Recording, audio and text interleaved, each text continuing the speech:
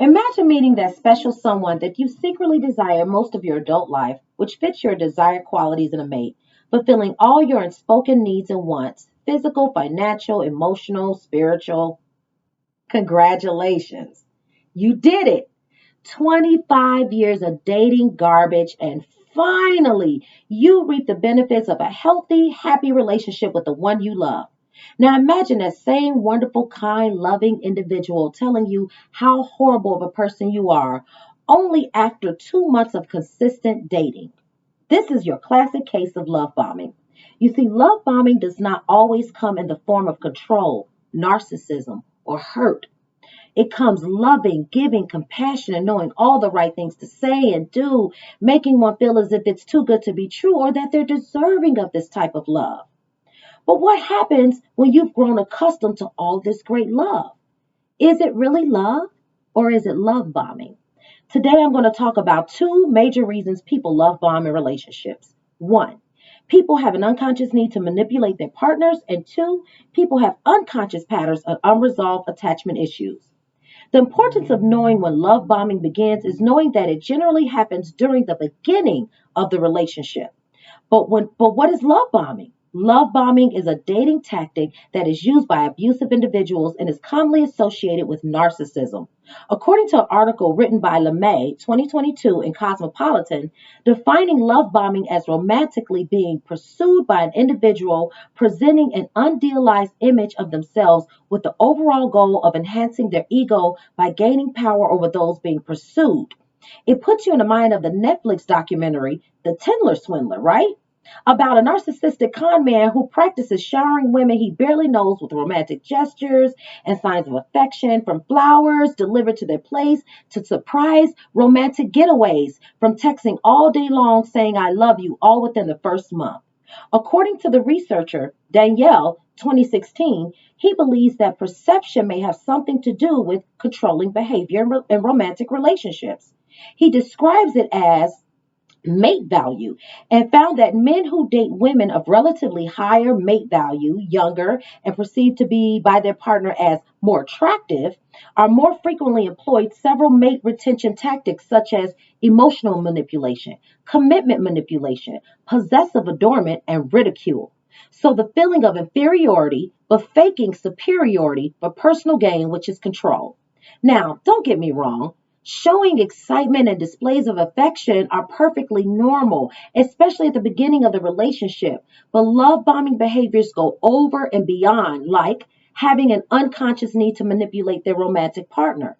According to licensed psychotherapist Amy Kaplan, she describes love bombing as an unconscious behavior, meaning it's really about getting the other person. And what do people do when they're trying to impress someone without being their true, authentic selves? Lavishing someone with expensive gifts, a diamond ring, or a large sum of cash on the first date, excessively paying compliments, over the top gestures, and bombarding someone with affection and attention. Then, when they absolutely feel that they have gotten the person to feel safe and secure in the relationship, the love bomber switches their behavior faster than a light switch. They become abusive, manipulative, and difficult. Yes, the same person that was excessively idolizing their partner instantly switches to devaluing them. Unfortunately, I hate to be the bearer of bad news, but unconscious need to manipulate is not the only reason people love bomb in relationships. Another reason is people have unconscious patterns of unresolved attachment issues.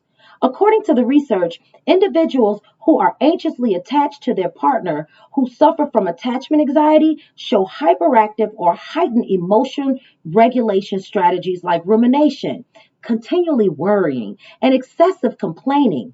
Research also goes on to say, dependent on romantic relationships with frequent fear of partner loss. For example, individuals with attachment anxiety are described as overly needy, demanding, and dependent with romantic relationship with frequent fear of partner loss. God forbid it's unresolved mommy daddy issues or childhood abandonment. Then you're really in for a roller coaster ride of a relationship. Sounds familiar, right? That is because love bombing can take on many forms, from being obvious or subtle to behavior that is neglected or enacted. In conclusion, you have learned that love bombing is a dating tactic commonly associated with narcissism used by individuals that are abusive and what I like to call romantic con artists that have a conscious need to manipulate their romantic partner and unconscious patterns of unresolved attachment issues. The issue with love bombing is not the actions in themselves, because we all deserve nice gestures every blue moon and discussing our future goals with our intimate partners. The issue with love bombing is the recurrence, intensity, and timing of these things. It is too much, too fast, and too soon. Love bombing is designed to bombard and distract you from thinking rationally. It is plotted romantic scheme to break down walls and build trust by creating a sense of relief that after all wrongs, you finally got it right this time around. Maliciously planned to make you feel like the luckiest person in the world. A conscious need to manipulate and unconscious unresolved attachment issues are love bombing dating tactics that are used to gain control. We all deserve love and to be lavished and spoiled every once in a while from our love mate, but that should come in the form of honesty, purity, instead of false and malicious for personal gain. And may we become more aware of individuals who come disguised as wolves in sheep's clothing. Thank you.